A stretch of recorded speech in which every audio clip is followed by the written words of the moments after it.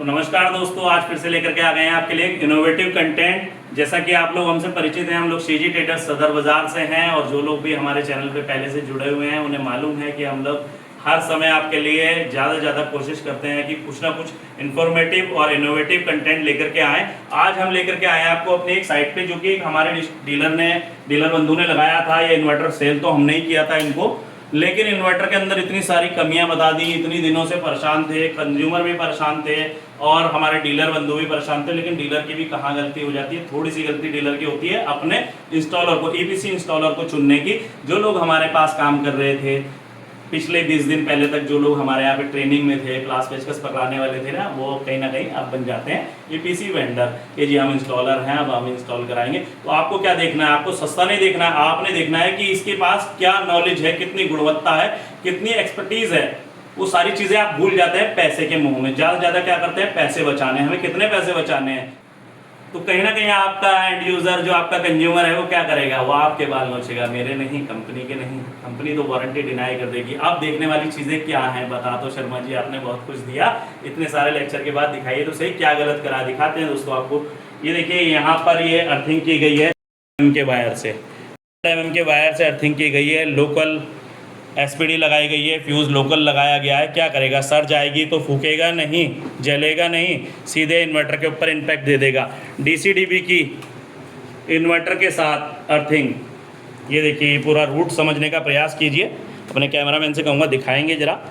ये देखिए, ये डीसीडीबी में से निकला, ये घूम करके आया और इन्वर्टर के अंदर चला गया, जो कि पूर्णतः गलत है। पहला एमएम के वायर के साथ गलत है, दूसरा कि एसीडीबी और डीसीडीबी को साथ में ही कर दिया मर्ज। ये देखिए, इन्वर्टर को साथ में ही कर दिया मर्ज, इन्वर्टर की अर्थिंग भी।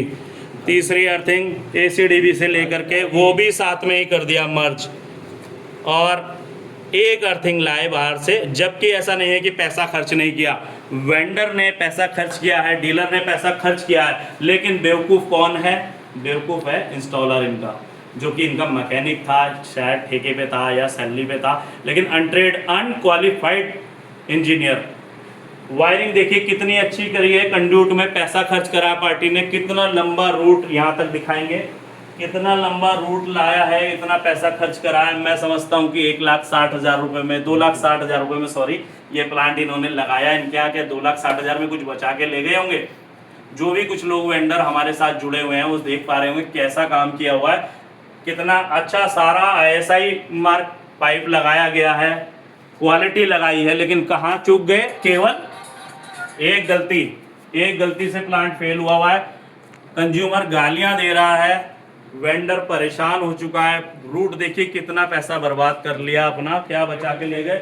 नाम कमाने के चक्कर में नाम भी किसने खराब कर दिया, नाम भी खराब कर दिया इनका, इनके ईपीसी वेंडर इंस्टॉलर ने। यहाँ लेकर के आइए, अर्थिंग दिखाइए। अर्थिंग का पैरामीटर क्या होता है दोस्तों, मेरी पिछली कई वीडियो के अंदर आपने देखा होगा अर्थिंग का पैरामीटर क्या होता है। 1-1 मीटर की दूरी मिनिमम, या 4 फुट ले लें तो बेहतर है।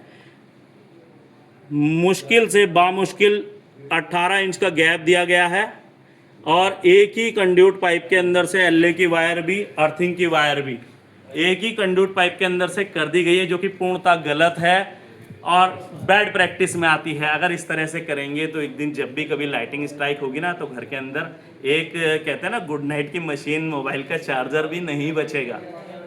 पंखे लाइटें की तो बात दूर की है, लाइटिंग अरेस्टर पे अगर बिजली गिरी, और वो होता ही है, वो तो क्या कहता है, वो कहता है आ बैल मुझे मार। वो बिजली को अपनी तरफ आकर्षित करता है, आकर्षित करने के कारण वो खींच करके ला करके कहाँ देगा, अर्थिंग पिट के अंदर। अर्थिंग पिट के अंदर कुछ भी आएगा ही नहीं, क्यों, क्योंकि सब चीज़ें एक साथ मर्ज हुई हुई हैं।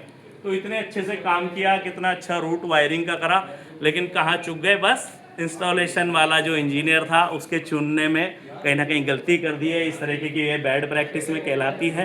हालांकि यहाँ थोड़ा सा अंदर माहौल गर्म हो गया है, क्योंकि भाई वेंडर से सवाल जवाब पूछे जा रहे हैं। वेंडर की गलती नहीं है, वेंडर की गलती सिर्फ इतनी है कि उसने अपना इंजीनियर अच्छा नहीं। तो क्यों आप ध्यान रखें इस चीज़ों को कि इंजीनियर अपना अच्छा होना चाहिए।